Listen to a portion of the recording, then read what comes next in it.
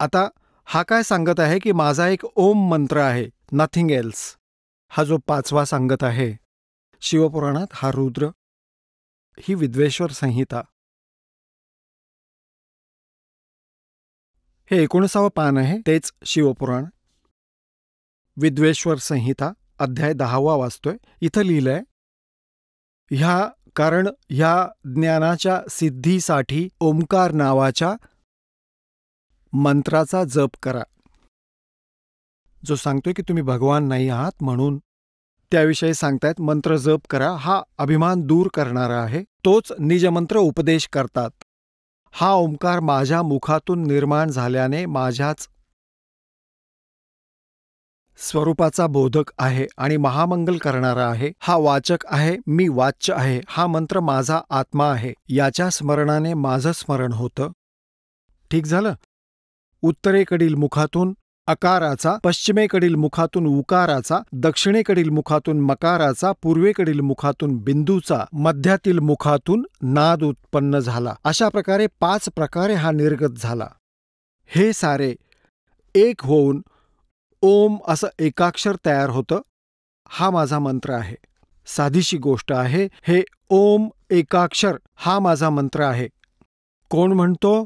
हे शिवपुराण सांगणारा, जो ब्रह्मा आणि विष्णूला पुत्र म्हणतो. तर हा यांचा पिता आहे. हा कालरूपी ब्रह्म आहे. हा ब्रह्म आहे आणि ह्यानेच गीतेचं ज्ञान दिलेलं आहे. श्रीकृष्णजींमध्ये प्रवेश करून गीतेच्या अध्याय नंबर 8 मधील श्लोक 13 मध्ये गीता ज्ञानदाता ब्रह्म सांगत आहेत, ओम इति एकाक्षरम.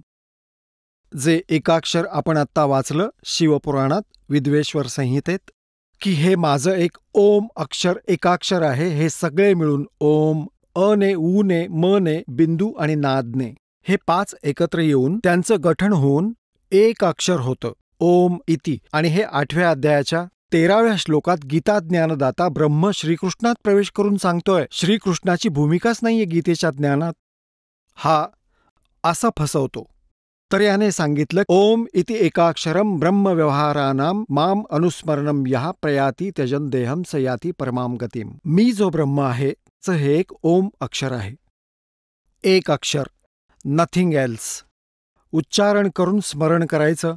उच्चारण करत स्मरण केल्यानं य प्रयाती त्यजन देहम, जो शरीर सोडताना याचा जप करेल तो स याती परमाम गतिम, जी ह्या ओम मधून मिळणारी परमगती आहे ती प्राप्त होते. ती दुर्गाजींनी, देवीजींनी देवी पुराणात सांगितलीच आहे 7व्या स्कंदामध्ये, की ओमचा जप करा, ब्रह्मला ध्येय बनवून इष्ट माना.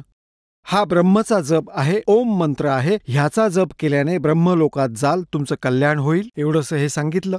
आता श्रीमद भगवद्गीतेच्या अध्याय 8 मधील श्लोक 16 मध्ये सांगितलंय की ब्रह्मलोकपर्यंत हे सर्व पुनरावृत्तीच्या अंतर्गत आहे. तिथे गेलेले प्राणीही परत जन्म घेतात. आणि गीता ज्ञानदाता 4थ्या अध्यायाच्या 5 आणि 9व्या श्लोकात, 2ऱ्या अध्यायातील 12व्या श्लोकात, 10व्या अध्यायातील 2ऱ्या श्लोकात गीतेत सांगतो, अर्जुन, तुझे आणि माझे अनेक जन्म झाले आहेत. तू नाही जाणत, मी जाणतो. यावरून सिद्ध होतं ब्रह्मही नाशवान, त्याचे उपासकही नाशवान. आपण ऐकत होता जगद्गुरु तत्वदर्शी संत रामपालजी महाराज यांचे मंगल प्रवचन, ज्यांच्या शुभ आशीर्वादाने संपूर्ण विश्वामध्ये 500 पेक्षा जास्त नामदीक्षा केंद्र आहेत, जिथे निशुल्क नामदीक्षा दिली जाते. निशुल्क नामदीक्षा प्राप्त करण्यासाठी आणि अधिक माहितीसाठी संपर्क करा 7030303951 7030303952. अद्वितीय आध्यात्मिक ज्ञान वाचण्यासाठी, पाहण्यासाठी आणि ऐकण्यासाठी संत रामपालजी महाराज ॲप अवश्य डाउनलोड करा किंवा आमची वेबसाईट www.jagadgururampalji.org वर विजिट करा.